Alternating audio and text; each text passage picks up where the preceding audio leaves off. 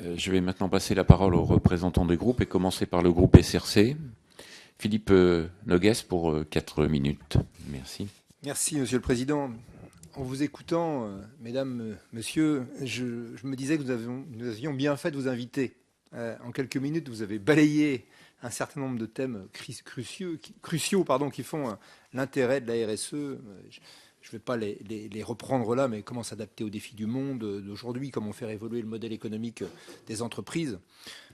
En tant que parlementaire de la Commission développement durable, je me félicite, moi, que la RSE soit au cœur de l'actualité en ce moment.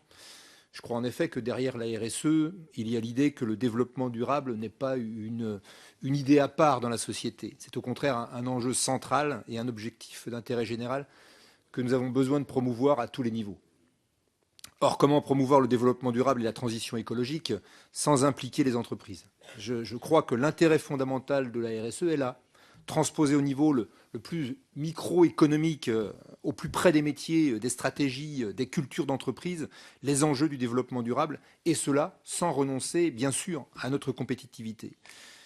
Et la RSE, de ce point de vue, est un atout pour nos entreprises et pour nos territoires, notamment parce qu'une véritable démarche RSE favorise la compétitivité hors coût, l'innovation et la maîtrise des risques. Alors, vous avez abordé un certain nombre de sujets sur lesquels je ne peux pas, que je ne vais pas tous reprendre, bien évidemment, puisque je n'ai que 4 minutes, mais j'aimerais insister sur 5 axes qui me semblent, moi, fondamentaux dans le développement de la RSE. D'abord, ça a été dit aussi, la nécessité d'un dialogue social élargi.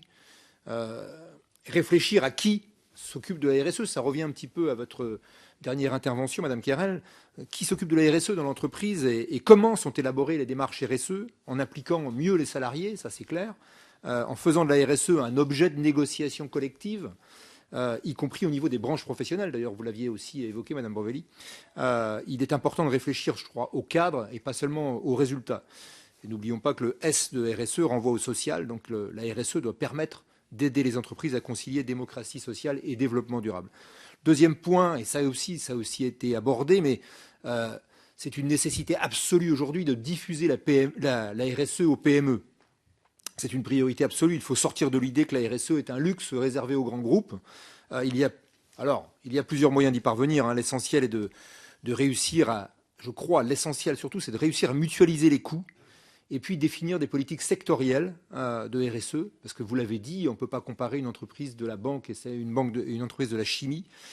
Et c'est pour cela que les branches professionnelles me semblent aussi être l'objectif pertinent.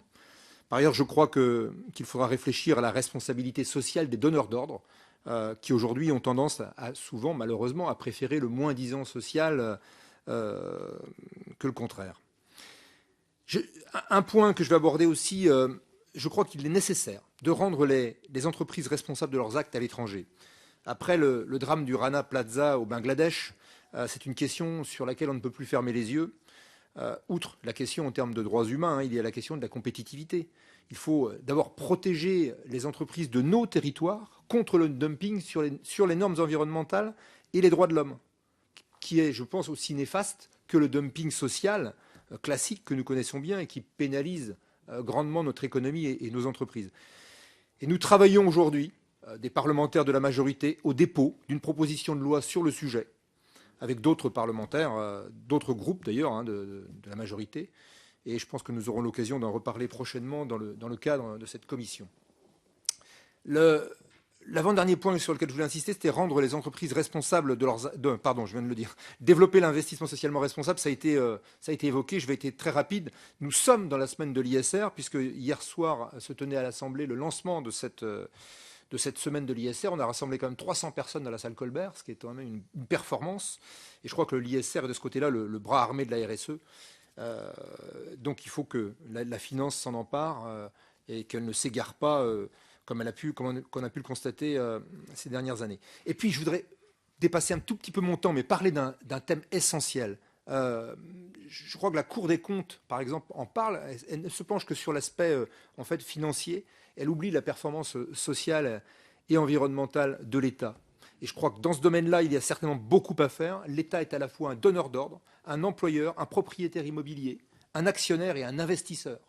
Et à cet égard, il doit se poser des questions quant à sa responsabilité sociale et environnementale. Je crois qu'il en va de la crédibilité de l'action publique et de la légitimité aussi des normes que nous voulons imposer au monde économique. Et depuis le début de cette législature, je termine, Monsieur le Président, des choses ont été faites, notamment dans le cadre de cette commission, avec un amendement sur la RSE dans le projet de loi BPI, et qui va d'ailleurs revenir, puisque le gouvernement va apporter sa réponse dans les jours qui viennent, et un débat sur l'extension des exigences de reporting extra-financier aux entreprises publiques. Je crois qu'il faut poursuivre dans cette voie, et je vais m'arrêter là, parce que là, j'ai largement dépassé. Merci beaucoup. Effectivement.